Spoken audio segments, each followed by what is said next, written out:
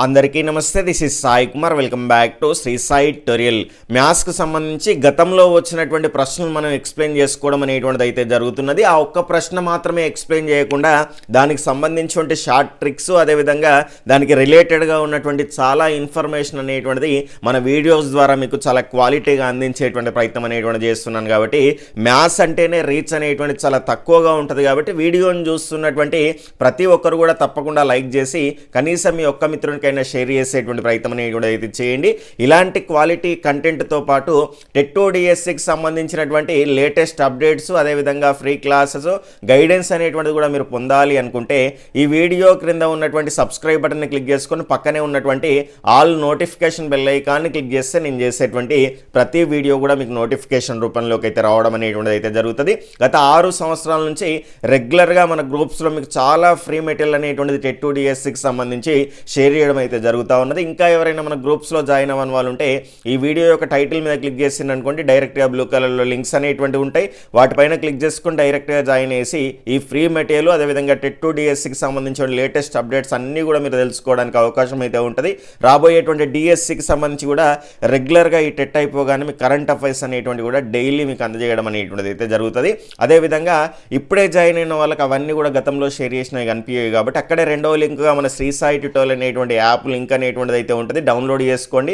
Download చేసుకున్న తర్వాత మీ యొక్క మొబైల్ నెంబరు, మీ డీటెయిల్స్ ఇచ్చేసిన తర్వాత రిజిస్టర్ అయిపోయిన తర్వాత ఇక్కడ కిందికి చూసుకుంటే మీరు ఓపెన్ చేసుకున్న తర్వాత free material for TG TET DSC 2026 అనేటువంటిది అయితే ఉంటుంది. అందులో చూసుకుంటే ఇప్పటి వరకు షేర్ చేసినటువంటి అన్ని ఫ్రీ మెటీరియల్ అనేటువంటిది చాలా క్వాలిటీగా మీకు టెట్టో డిఎస్సికి ఉపయోగకరంగా ఉంటాయండి. అవన్నీ కూడా మన యాప్లో మీకు ఇక్కడ ఈ ఐకాన్లో కనిపిస్తాయి. ప్రీవియస్ క్వశ్చన్ పేపర్స్ అనేటువంటివి ఉంటాయి. దాని తర్వాత కనుక చూసుకుంటే మనకు ఫ్రీ కంటెంట్కి సంబంధించి చాలా ఫ్రీ పీడిఎఫ్స్, అదేవిధంగా క్విక్ రివిజన్కి ఉపయోగపడేటువంటి చాలా కంటెంట్ అంతా కూడా మీకు ఇక్కడ అందుబాటులో ఉంటుంది. నూతన ఎస్సీఆర్టీ పుస్తకాలు కూడా ఉంటాయి. కాబట్టి అవన్నీ కూడా మీరు యూజ్ చేసుకునే ప్రయత్నం అయితే చేయండి. అదేవిధంగా అన్ని టెస్ట్ సిరీస్లు అనేటువంటివి కూడా చాలా క్వాలిటీగా మీకు అందించడం అయితే జరుగుతూ ఉన్నది. పేపర్ 1కు సంబంధించి, అదేవిధంగా పేపర్ 2కు సంబంధించి మ్యాథ్స్ అండ్ సైన్స్, అదేవిధంగా సోషల్కి సంబంధించి అన్ని సబ్జెక్టుల వారిగా మీకైతే టెస్ట్ సిరీస్లు అనేటువంటి మన యాప్లో మీకు అందుబాటులో ఉన్నాయి. చాలామంది కోరిక మేరకు కేవలం 2 months వ్యాలిడిటీతో కేవలం చూసుకుంటే మనకు 99 రూపాయలకే మీకు టెస్ట్ సిరీస్ అనేటువంటిది అందుబాటులో ఉన్నది. డెమో కంటెంట్ అనేటువంటిది కూడా ఉంటుంది. క్వాలిటీ అనేటువంటిది చాలా క్లియర్గా మీకు ఎస్సీఆర్టీ టెక్స్ట్ బుక్స్, అకాడమీ పుస్తకాల ఆధారంగా మాత్రమే ఇవ్వడం జరిగింది. కాబట్టి ఖచ్చితంగా యూజ్ చేసుకునేటువంటి ప్రయత్నం అయితే చేయండి. ఈ ఆఫర్ కొన్ని రోజులు మాత్రమే ఉంటుంది. యూటిలైజ్ చేసుకునే ప్రయత్నం అయితే చేయండి. ఇక లేట్ చేయకుండా మన యొక్క మొదటి ప్రశ్నలోకి వెళ్ళేటువంటి ప్రయత్నం అనేటువంటిది అయితే చేద్దాం. ఇక మొదటి ప్రశ్న చూసుకుంటే, if number of edges and vertices of triangle pyramid are E and V respectively, then V by E equal to ఎంత అనేటువంటిది అడిగారు. ఒక త్రిభుజాకార పిరమిడ్ యొక్క అంచులు, శీర్షాల సంఖ్య ఈ మరియు వి అయితే వి బై ఈ ఈక్వల్ టు ఎంత అంటే ఇక్కడ ఆయిలర్ ఫార్ములా అనేటువంటిది ఇంక్లూడ్ చేసేసి కొంత అప్లికేషన్ అనేటువంటిది ఇంప్లిమెంట్ చేసేసి మనకి ఈ ప్రశ్న అనేటువంటిది అయితే ఇవ్వడం అయితే జరిగింది. ఇక్కడ జాగ్రత్తగా గమనిస్తే ఆయిలర్ ఫార్ములా అనేటువంటిది అందరికీ తెలిసినటువంటి ఫార్ములానండి. ఖచ్చితంగా దీనిపైన గతంలో 2-3 క్వశ్చన్స్ అనేటువంటి రిపీటెడ్గా అడగడం అయితే జరిగింది. పేపర్ 1 వాళ్ళకైనా పేపర్ 2 వాళ్ళకైనా చాలా ముఖ్యమైనటువంటి అంశంగా మనం చెప్పుకోవచ్చు. ఈ త్రిభుజాకార పిరమిడ్ అనేటువంటి అంశానికి సంబంధించి ఇంట్రడక్షన్ అనేటువంటిది మనకు 6th క్లాస్తో స్టార్ట్ అవుతుందండి. జాగ్రత్తగా గుర్తుపెట్టుకోండి. 6th క్లాస్లో స్టార్ట్ అవుతుంది. దాని తర్వాత పిరమిడ్ అంటే ఏంది, దాని తర్వాత పట్టకము అంటే ఏంటిది క్లియర్గా మనకు జాగ్రత్తగా మీరు గమనిస్తే 8th క్లాస్లో మనకు క్లియర్గా మెన్షన్ చేస్తారు. మనకు బహుముఖీయ పలకము, బహుముఖేతర పలకము ఆ రకంగా ఉంటుంది. అవన్నీ కూడా మీకు క్లియర్గా ఎక్స్ప్లెయిన్ చేసేటువంటి ప్రయత్నం అనేటువంటిది ఒక క్లియర్గా సపరేట్ క్లాస్ రూపంలో అందించే ప్రయత్నం అనేటువంటిది అయితే చేస్తాను. ఇక్కడ చూసుకుంటే ఒక త్రిభుజాకారానికి సంబంధించినటువంటి పిరమిడ్కు సంబంధించినటువంటి అంచులు తెలవాలి, శీర్షాల సంఖ్య తెలవాలి. దాన్ని ఇక్కడ చూసుకుంటే ఇక్కడ మనకు శీర్షాలు బై అంచులు అనేటువంటి చేస్తే ఎంత వస్తుందో తెలవాలి. ఇక్కడ మనకు అంటే మనకు జాగ్రత్తగా గమనించండి. గతంలో ప్రశ్న ఎట్లా అడుగుతుండే అంటే ఒక త్రిభుజాకార పిరమిడ్ యొక్క అంచుల సంఖ్య ఎంత అనేటువంటిది అయితే మనకు అడుగుతుండే, లేదంటే శీర్షాల సంఖ్య ఎంత, తలాల సంఖ్య ఎంత అని అడగడం అయితే జరుగుతుండే. ఇప్పుడు ప్రజెంట్గా మనకి ఏం అడిగిర్రు, ఆయిలర్ ఫార్ములాలో ఇంక్లూడ్ చేసి అడగడం అయితే జరిగింది. కాబట్టి ముందు ఆయిలర్ ఫార్ములా మనం క్లియర్గా ఒకసారి చూసేటువంటి ప్రయత్నం అయితే చేద్దాం. ఈ ఆయిలర్ ఫార్ములా అనేటువంటిది చాలా ముఖ్యమైనటువంటి అంశంగా మనం చెప్పుకోవచ్చు. ఇక్కడ 3D మ్యాప్స్కు సంబంధించి వాటికి సంబంధించిన ఎడ్జెస్, వర్టిసెస్, దాని తర్వాత ఫేసెస్ని క్లియర్గా మనం సరిపోల్చడానికి ఉపయోగపడేటువంటి చాలా ముఖ్యమైనటువంటి ఫార్ములా ఆయిలర్ ఫార్ములా అండి. ఇక్కడ చూసుకుంటే ఈ ఫార్ములా వచ్చేసి F+V - E = 2 అనేటువంటి దానిగా మనం చూడవచ్చు. దీన్ని రకరకాలుగా రాసుకోవచ్చు. F+V = E+2 అనేటువంటిది కూడా రాసుకోవచ్చు. దీన్ని అటు దింపి ఇటు దింపి పోయినసారి ఈ ఫార్ములా పైన మనకు డైరెక్ట్గా క్వశ్చన్ అనేటువంటిది రావడం అయితే జరిగింది. కాబట్టి ఫార్ములా పైన కూడా పోయినసారి టెట్లో మనకు క్వశ్చన్ అనేటువంటిది రావడం అయితే జరిగింది. అది పేపర్ 1 అయినా పేపర్ 2 వాళ్ళైనా ఈ ఫార్ములా అనేటువంటిది చాలా ముఖ్యమైనటువంటిది గుర్తుపెట్టుకునే ప్రయత్నం అయితే చేయండి. దాని తర్వాత దీన్ని కాన్సెప్ట్ అనేటువంటిది ఎక్కడన్నా సార్ అంటే మరి ఈ త్రిభుజాకార పిరమిడు, పట్టకము వీటికి సంబంధించిన కాన్సెప్ట్లు అనేటువంటివి ఎక్కడున్నాయి సార్ అంటే 6వ తరగతిలో మనకు మొదలవుతాయి. 6వ తరగతి 14వ లెసన్ అనేటువంటిది క్లియర్గా మీరు చూడండి. ఆ లెసన్లో చూసుకుంటే పట్టకము అంటే ఏంది, పిరమిడ్ అంటే ఏందో మనకు కొంత ఇంట్రడక్షన్ అనేటువంటిది పార్ట్ అనేటువంటిది ఇవ్వడం అయితే జరిగింది. ఇప్పుడు పట్టకం అంటే ఏంటో ఒకసారి క్లియర్గా తెలుసుకుందాం. మనకు అడిగింది పిరమిడ్, కానీ క్లియర్గా ఈ క్లాస్ ద్వారా మీకు ఒక ఐడియా అనేటువంటిది రావడం అయితే జరుగుతుంది. పట్టకము అంటే ఏంటి సార్ అంటే ఎదురెదురుగా ఉన్నటువంటి తలాలు అనేటువంటి సమానంగా ఉండి వాటి పక్కలుగా ఉన్నటువంటి ఈ రకంగా ఉన్నటువంటి తలాలు కనుక చూసుకుంటే అవి దీర్ఘచతురస్రాకారంలో కానీ సమాంతర చతుర్భుజాకారంలో ఉంటే దాన్ని ఏమంటాం సార్ అంటే పట్టకము అంటాము. అదేవిధంగా ఇక్కడ క్లియర్గా మనం చూడవచ్చు. ఇక్కడ ఎదురెదురుగా ఉన్నటువంటి తలాలు అనేటువంటివి ఏ రకంగా ఉన్నాయి, సమానంగా ఉన్నాయి. మరి దీనికి సంబంధించినటువంటి ఆకారం ఏంటి అంటే పంచభుజాకారము. ఎదురెదురుగా ఉన్నటువంటి తలాలు సమానంగా ఉన్నాయి. ఈ పక్క తలాలు అనేటువంటి వాటి కలుపుకొని ఉన్నటువంటి తలాలు కనుక చూసుకుంటే ఏ రకంగా ఉన్నాయి, దీర్ఘచతురస్రాకారంలో ఉన్నాయి. కాబట్టి ఇది ఏమవుతుంది, పట్టకం అనేటువంటిది అవుతుంది. మరి ఎదురెదురుగా ఉన్నటువంటి తలాలకు సంబంధించిన ఆకారం ఏంటి సార్ అంటే పంచభుజాకారము. అంటే పంచభుజాకార పట్టకము అని దీన్ని అంటాం. ఇక్కడ చూసుకుంటే ఈ ఎదురెదురుగా ఉన్నటువంటి తలాలు అనేటువంటివి సమానంగా ఉన్నాయి. ఈ పక్క తలాలు కనుక చూసుకుంటే మనకు దీర్ఘచతురస్రాకారంలో ఉన్నాయి కాబట్టి ఇది పట్టకం. మరి పట్టకానికి పేరు పెట్టాలి కదా సార్ అంటే ఇది ఎదురెదురుగా సమానంగా ఉన్నటువంటి వాటికి సంబంధించినటువంటి ఆకారం ఏంది అంటే షష్ఠిభుజాకారము. కాబట్టి షష్ఠిభుజాకార పట్టకము అని దీన్ని మనము అంటాం. అదే ఇక్కడ చూసుకుంటే మనకి ఎదురెదురుగా ఉన్నటువంటి తలాలు అనేటువంటివి సమానంగా ఉన్నాయి. ఇక్కడ మనకి ఏ ఆకారం సార్ ఇదంటే దీర్ఘచతురస్రాకారము. కాబట్టి దీన్ని ఏమంటాం సార్ అంటే దీర్ఘచతురస్రాకార పట్టకము అంటాం. ఇది పట్టకం అండి. అంటే పట్టకం గురించి మీకు క్లారిటీ అనేటువంటిది రావడం అయితే జరిగింది. అంటే నిర్వచనం చూసుకుంటే మనకు ఎదురెదురు తలాలు అనేటువంటివి సమానంగా ఉండి వాటి పక్క తలాలు అనేటువంటివి కనుక చూసుకుంటే దీర్ఘచతురస్రాలు కానీ లేదంటే సమాంతర చతుర్భుజాలు అయ్యి ఉంటే కనుక దాన్ని ఏమంటాం సార్ అంటే పట్టకము అంటాం. మరి దాని తర్వాత చూసుకుంటే మనము ఇక్కడ పిరమిడ్ అనేటువంటి దాని గురించి కూడా మనం క్లియర్గా తెలుసుకోవాలి. క్వశ్చనే దాని గురించి అయితే ఇవ్వడం అయితే జరిగింది. ఈ రెండింటిలో దేని నుంచి అయినా దానికి సంబంధించిన శీర్షాలు ఎన్ని, ముఖాలు ఎన్ని, లేదంటే వాటికి సంబంధించి శీర్షాలు, ముఖాల మొత్తం ఎంత, ఆ రకం కూడా మనకు అడగడానికి అవకాశం ఉన్నది. కాబట్టి క్లియర్గా నేర్చుకుందాం. పిరమిడ్ అంటే ఏంటి సార్ అంటే ఒక భూమి అనేటువంటిది ఉంటుంది. ఈ రకంగా ఒక భూమి అనేటువంటిది ఉంటుంది. ఆ భూమి నుంచి త్రిభుజాకారాలన్నీ కూడా పక్కతలాలన్నీ కూడా త్రిభుజాకారంలోనే ఉంటాయి. ఆ త్రిభుజాకారాలన్నీ కూడా ఒక శీర్షం వద్ద కలిసి ఉంటే దాన్ని ఏమంటారు సార్ అంటే పిరమిడ్ అంటాం. అంటే పిరమిడ్లో ఏముంటుంది, ఒక భూమి అనేటువంటిది ఉంటుంది. ఆ భూమి ఆకారం ఏది ఉంటే దాని ఆధారంగా దానికి ఆ పేరు అనేటువంటిది వస్తుంది. భూమి ఆకారము త్రిభుజం అయిందనుకోండి, త్రిభుజాకార పిరమిడ్ అవుతుంది. అదేవిధంగా చతురస్రం అయిందనుకోండి, చతురస్రాకార పిరమిడ్ అనేటువంటిది అవుతుంది. ఈ రకంగా పంచభుజాకారం ఉన్నదనుకోండి, పంచభుజాకార పిరమిడ్ అవుతుంది. షష్ఠిభుజం ఉన్నదనుకోండి, షష్ఠిభుజాకార పిరమిడ్ అనేటువంటిది అవుతుంది. అంటే కింద ఉన్నటువంటి భూమి ఆధారంగా దానికి ఆ పేరు అనేటువంటిది వస్తుంది. ఒక భూమి ఉంటుంది. ఆ భూమికి సంబంధించినటువంటి అంచుల వెంట ఉన్నటువంటి ఈ త్రిభుజాకార తలాలు అన్నీ కూడా త్రిభుజాకార తలాలే ఉంటాయండి. ఈ త్రిభుజాకార తలాలన్నీ కూడా ఒక శీర్షం వద్ద కలిసి ఉంటే దాన్ని ఏమంటారు సార్ అంటే పిరమిడ్ అంటారు.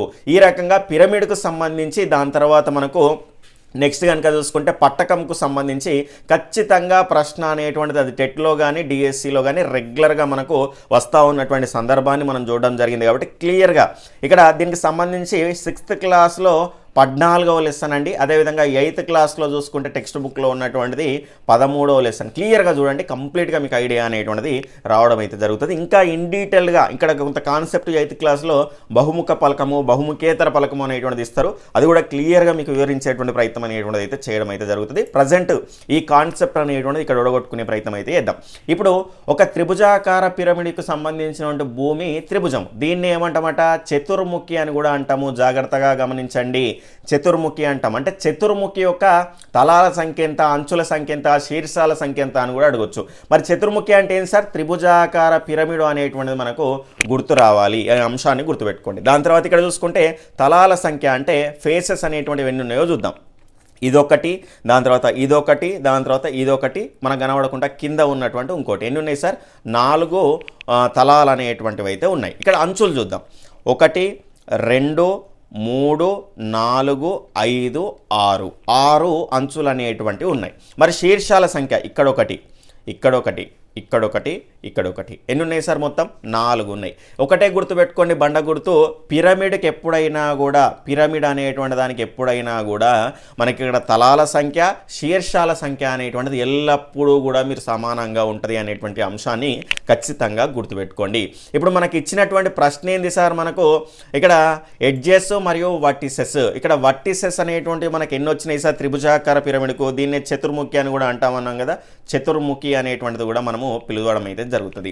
ఇక్కడ వర్టిసెస్ అనేటువంటివి 6 ఉన్నాయి, ఎడ్జెస్ అనేటువంటివి ఇక్కడ మనకు శీర్షాలు అనేటువంటివి 4 ఉన్నాయి. దాని తర్వాత ఎడ్జెస్ అనేటువంటివి కనుక చూసుకుంటే 6 అనేటువంటివి అయితే ఉండడం అయితే జరిగింది.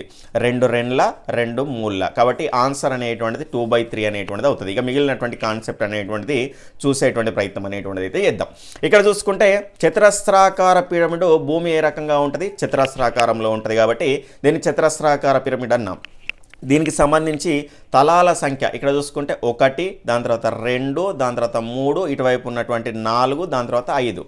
ఈ రకంగా 5 తలాలు అనేటువంటివి అయితే ఉండడం అయితే జరుగుతుంది. ఈ రకంగా తలాల సంఖ్య ఎంత సార్ అంటే 5. దాని తర్వాత అంచులు 1 2 3 4 5 6 7 8. ఎన్ని ఉన్నాయి సార్ అంచులు అనేటువంటివి? 8 అనేటువంటివి ఉన్నాయి. దాని తర్వాత శీర్షాల సంఖ్య 1 2 3 4 5. ఈ రకంగా మనకు 5 తలాలు 5 శీర్షాలు అనేటువంటివి ఈ రకంగా మనకు పిరమిడ్లో తలాల సంఖ్య, దాని తర్వాత శీర్షాల సంఖ్య అనేటువంటిది సమానంగా ఉంటుంది. ఆ అంశాన్ని గుర్తుపెట్టుకోండి. మరి ఆయిలర్ ఫార్ములా ఎందుకు సార్ అంటే F+V = E+2 అనేటువంటిది అన్నాం. ఇక్కడ చూసుకుంటే మనకు F అంటేనేమో ఫేసెస్ అంటే తలాలు 5, దాని తర్వాత V అంటేనేమో శీర్షాలు ఈ 5, దాని తర్వాత ఈ రకంగా 5 అనేటువంటిది రావడం అయితే జరిగింది కదా.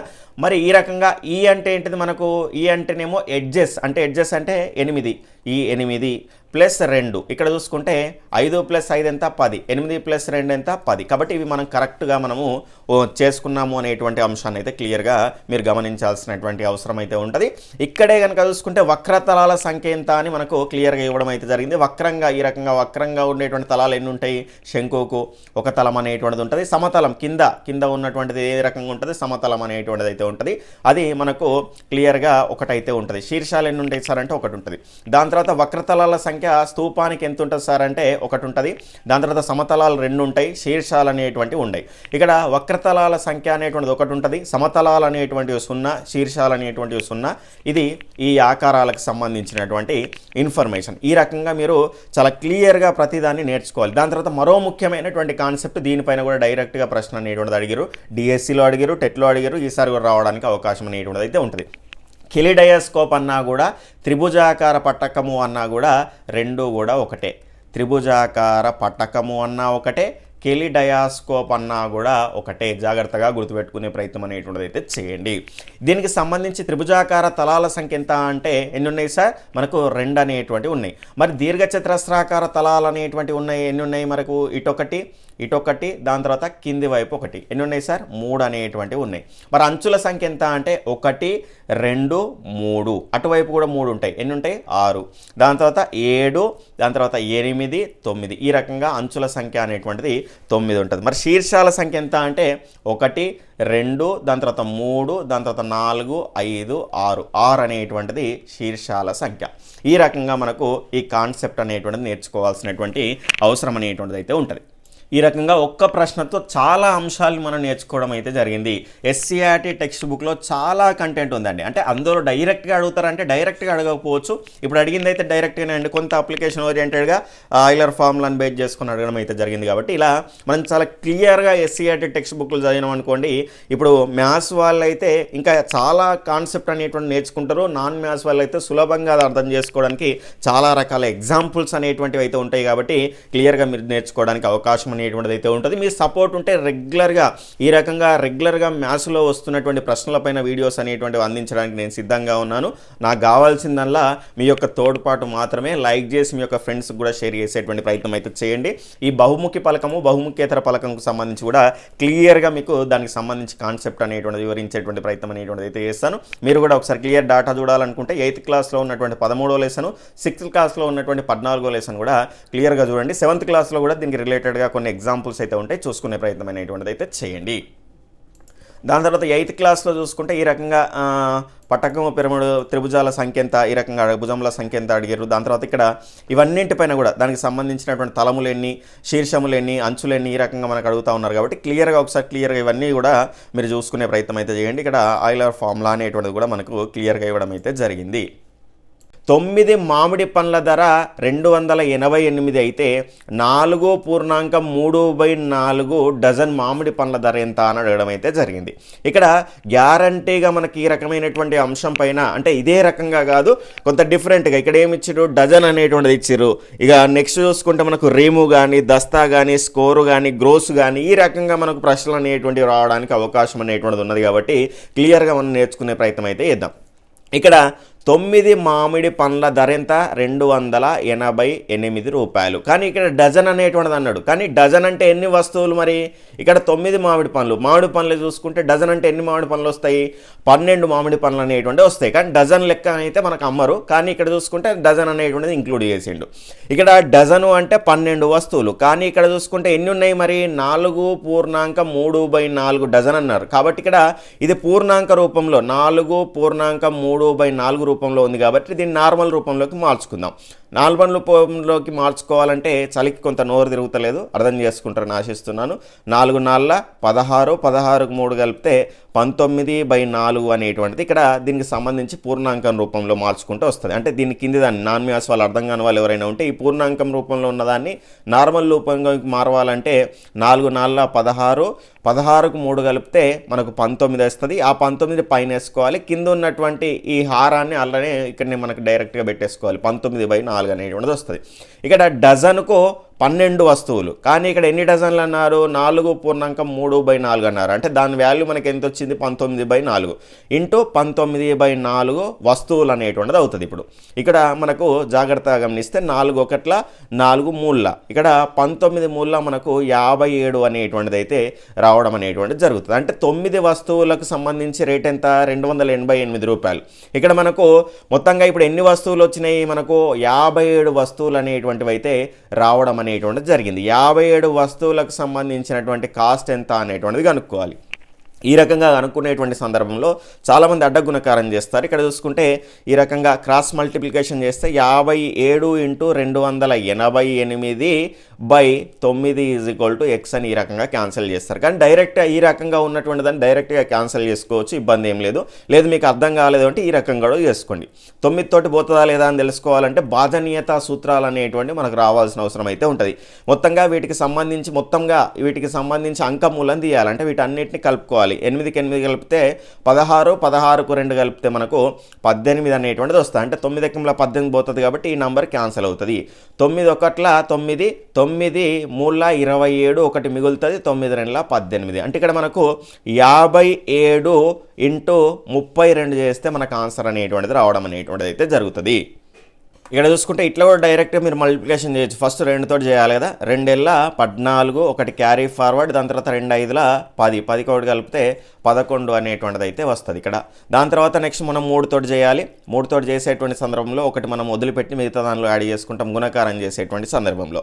3 ఏళ్ళ 21, 2 క్యారీ ఫార్వర్డ్, 3 5 15, 15కు 2 కలిపితే మనకి ఇక్కడ 17 అనేటువంటిది వస్తుంది. ఇక్కడ 4, ఇక్కడ 1 1 2, దాని తర్వాత 7కు 1 కలిపితే 8, దాని తర్వాత ఇక్కడ 1 1824 అనేటువంటిది దీని యొక్క ఆన్సర్ అనేటువంటిది అవుతుంది. ఈ ప్రశ్న చూసుకుంటే మనకి ఏక వస్తు మార్గం నుంచి అయితే రావడం అయితే జరిగింది. అంటే ఇక్కడ కొన్ని వస్తువుల ఖరీదు ఇచ్చినప్పుడు వాటి నుంచి ఒక వస్తువు ఖరీదు అనేటువంటిది కనుగొని దాని తర్వాత కావాల్సినటువంటి వస్తువుల ఖరీదును కనుగొనేటువంటి విధానాన్ని ఏమంటారు సార్ అంటే ఏక వస్తు మార్గము అనేటువంటిది అంటారు. మరి ఇక్కడ డజన్ అడిగినరు, మిగిలినటువంటి కొన్ని టర్మ్స్ కూడా ఉంటాయి, వాటి నుంచి కూడా మనకు ప్రశ్న అనేటువంటిది అడగడానికి అవకాశం అనేటువంటిది అయితే ఉంటుంది.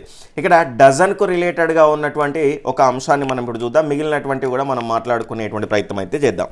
ఇక్కడ ఒక డజను అంటే మనం ఏమనుకున్నాము, ఒక డజను అనుకుంటే ఇక్కడ ఒక డజన్కు ఎన్ని వస్తువులు సార్ అంటే 12 వస్తువులు అనేటువంటివి రావడం అయితే జరుగుతుంది. ఆ అంశానికి మనకు ఇంతకు ముందే చేసుకున్నటువంటి దాని ద్వారా క్లారిటీ అనేటువంటిది రావడం అయితే జరిగింది. ఈ రకంగా వచ్చిన తర్వాత ఇక్కడ చూసుకుంటే డజన్కు రిలేటెడ్గా ఉన్నటువంటి ఒక అంశం ఏంటి అంటే గ్రోసు అండి. గ్రోసు డజన్కు రిలేటెడ్గా ఉన్నటువంటి అంశం ఏంటంటే గ్రోసు. మరి ఒక గ్రోసు ఈజ్ ఈక్వల్ టు ఎన్ని డజన్లు సార్ అంటే 12 డజన్లు అనేటువంటిది అవుతుంది. ఇక్కడ జాగ్రత్తగా గుర్తుపెట్టుకోండి. ఇక్కడ చూసుకుంటే మనకు 12 డజన్లు అనేటువంటిది ఒక గ్రోస్కు సమానం అనేటువంటిది అయినప్పుడు ఈ రకంగా ప్రశ్న అనేటువంటిది మనకు అప్లికేషన్ మెథడ్లో అడగడానికి అవకాశం అనేటువంటిది ఉంటుంది. అదే రకంగా అంటే ఇక్కడ 20 డజన్ల వాల్యూ వచ్చేసి మనకు 800 రూపాయలు అయితే ఒక గ్రోసు వస్తువుల ధర ఎంత అని అడగొచ్చు. అంటే ఇది డజన్లకు రిలేటెడ్గానే ఉన్నది. అంటే ఒక గ్రోసు అంటే ఎన్ని డజన్లు అడిగినట్టు, ఇక్కడ 12 డజన్లు అడిగినట్టు. అంటే 20 డజన్లకు సంబంధించి 800 రూపాయలు అయితే 12 డజన్లకు సంబంధించి ఎంత అవుతుంది? సేమ్ కదా ఇక్కడ టర్మ్స్, ఇక్కడ డజన్లు, ఇక్కడ కూడా డజన్లు. కాబట్టి ఇక్కడ చూసుకుంటే డైరెక్ట్గా క్యాన్సిల్ చేయొచ్చు అన్నాను కదా, ఈ జీరో గెట్ క్యాన్సిల్, 2 1 2 4. దాని తర్వాత ఇక్కడ క్రాస్ మల్టిప్లికేషన్ చేస్తే 12 4 48 800 రూపాయలు అనేటువంటిది అవుతుంది. ఆ అంశాన్ని గుర్తుపెట్టుకోండి. కాబట్టి ఒక గ్రోసు అంటే 12 డజన్లు. ఒక గ్రోసు అంటే ఎన్ని వస్తువులు అంటే 12. ఇక్కడ డజన్కు ఎన్ని వస్తువులు ఇంటూ 12 అంటే 144 వస్తువులు అనేటువంటివి ఒక గ్రోస్కి అయితే మనకు రావడానికి ఇక్కడ మనకు క్లియర్గా మనం ఈ అంశం ద్వారా తెలుసుకోవడానికి అవకాశం అయితే ఉంటుంది. దాని తర్వాత చూసుకుంటే మనకు ఒక స్కోరు అనేటువంటిది కూడా మనకు అడగవచ్చు. గతంలో కూడా అడగడం అయితే జరిగింది. ఒక స్కోర్ అంటే ఎన్ని వస్తువులు సార్ అంటే 20 వస్తువులు అనేటువంటి అంశాన్ని గుర్తుపెట్టుకోండి. దాని తర్వాత రీము అనేటువంటి అంశాన్ని కూడా అడగవచ్చు. ఈ రీము అనేటువంటిది పేపర్లకు సంబంధించినటువంటి అంశంగా మనం చూడొచ్చు. ఇక్కడ ఒక రీము అంటే 20 దస్తాలు సార్, 20 దస్తాలు. మరి దస్తా అంటే ఎంత సార్ అంటే దస్తా అంటే ఇక్కడ 24 పేపర్లు అనేటువంటిది అవుతుంది. 24 పేపర్లు. ఈ పేపర్లనే టావులు అని కూడా అంటారు. పేపర్లు అన్నా టావులు అన్నా ఒకటే. 24 పేపర్లు అన్నా టావులు అన్నా ఒకటే. ఒక దస్తా ఈజ్ ఈక్వల్ టు ఎన్ని పేపర్లు సార్? 24 పేపర్లు. ఒక రీము ఈజ్ ఈక్వల్ టు మనకు ఎన్ని దస్తాలు సార్? 20 దస్తాలు. మరి ఒక రీము ఈక్వల్ టు ఎన్ని పేపర్లు అవుతాయి? ఒక రీముకు 20 దస్తాలు. ఒక దస్తాకి ఎంత? 24 పేపర్లు. 20 ఇంటూ 24 ఎంత అవుతుంది? 480 పేపర్లు అనేటువంటిది అవుతుంది. అంటే ఒక రీము ఈజ్ ఈక్వల్ టు ఎన్ని పేపర్లు అవుతాయి, ఎన్ని టావులు అవుతాయి సార్ అంటే 480 పేపర్లు లేదా టావులు అనేటువంటిది అయితే అవుతుంది. చాలా ముఖ్యమైనటువంటి అంశాలండి నేను చెప్పేటివన్నీ కూడా. ఖచ్చితంగా ఒక పేపర్లో మీరు రాసుకొని పెట్టుకోండి. దీని నుంచి ప్రశ్న వస్తే మాత్రం అస్సలు మిస్ చేయకుండా మీరు ఆన్సర్ అనేటువంటిది సులభంగా పెట్టడానికి అవకాశం అనేటువంటిది అయితే ఉంటుంది. దాని తర్వాత చూసుకుంటే దీనికే రిలేటెడ్గా ఉన్నటువంటి మరొక అంశాన్ని కూడా నేను చెప్తాను. అంటే ఏ పోటీ పరీక్షల్లోనైనా అంటే డిఎస్సి కానీ టెట్కి కానీ మిగిలినటువంటి పోటీ పరీక్షలకు కూడా ఉపయోగపడుతుంది. వీటి నుంచి మనకు ప్రశ్నలు అనేటువంటివి వస్తున్నాయి, గతంలో రావడం జరిగింది టెట్ డిఎస్సిలో. ఇక్కడ మనకు దీనికే రిలేటెడ్గా బేలు అనేటువంటి అంశం అనేటువంటిది వస్తుంది. సార్ మరి ఇక్కడ బేలు అంటే ఎంత సార్ అంటే 10 రీములు. బేలు అంటే ఎంత? 10 రీములు అనేటువంటిది అవుతుంది. ఇక్కడ బేలు అంటే 10 రీములు అవుతుంది. మరి ఒక రీము అంటే ఎన్ని పేపర్లు సార్? 480 పేపర్లు. 10 ఇంటూ 480.